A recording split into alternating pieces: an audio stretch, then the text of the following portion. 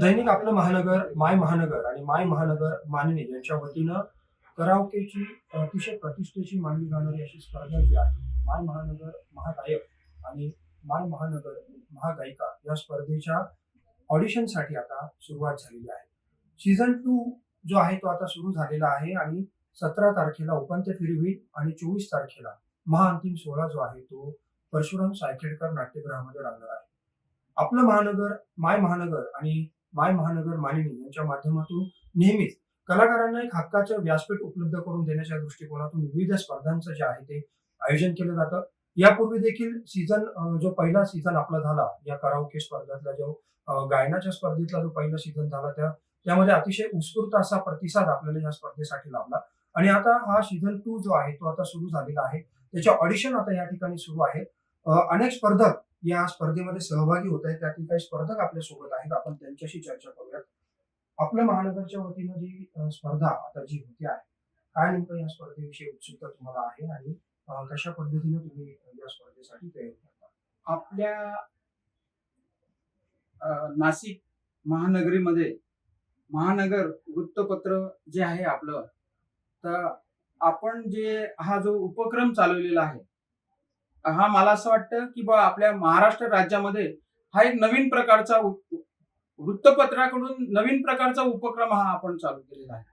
तो अतिशय सुंदर असा उपक्रम आहे आणि गायन क्षेत्रामध्ये जे रसिक आहेत किंवा ज्यांना गायची संधी नाहीये, तर ह्या निमित्ताने लहान मुलांपासून तर सिनियर सिटीजन पर्यंत जे नागरिक आहेत, जे मुलं आहेत, काही मुली आहेत, जे सगळे रसिक आहेत, त्यांना गायनाची संधी आपल्या नाशिक महानगरमध्ये या निमित्ताने आपणा मार्फत मिळणार आहे. स्पर्धेची मी खूप दिवसापासून वाट पाहत होतो. जसा गेल्या वेळेस पण स्पर्धा आली त्यावेळेस मला टायमाविषयी काही माहीत नव्हते त्यावेळेस, त्याच्यामुळे भाग घेऊ शकलो नाही.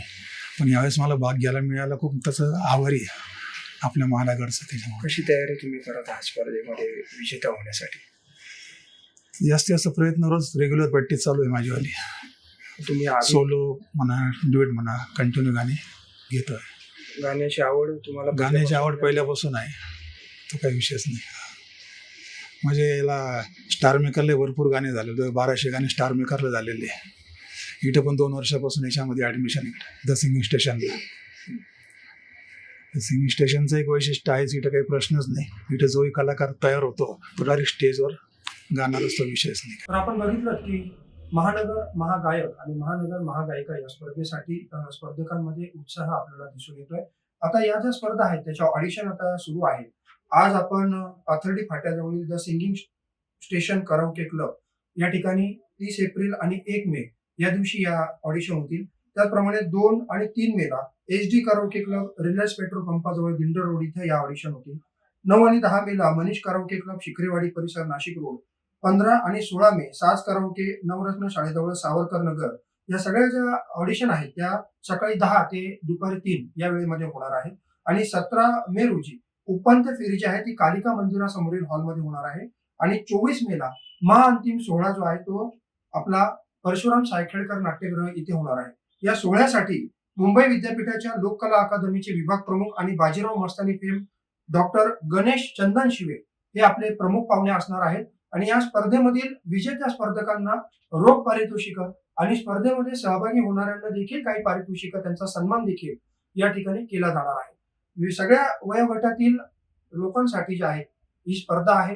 वयवर्ष 17 पासून तर 50 वर्ष वयोगट आणि त्याहीपेक्षा पुढील वयोगटातील ज्येष्ठ नागरिकांसाठी देखील माय महानगरनं हे हक्काचे व्यासपीठ उपलब्ध करून दिलेलं आहे.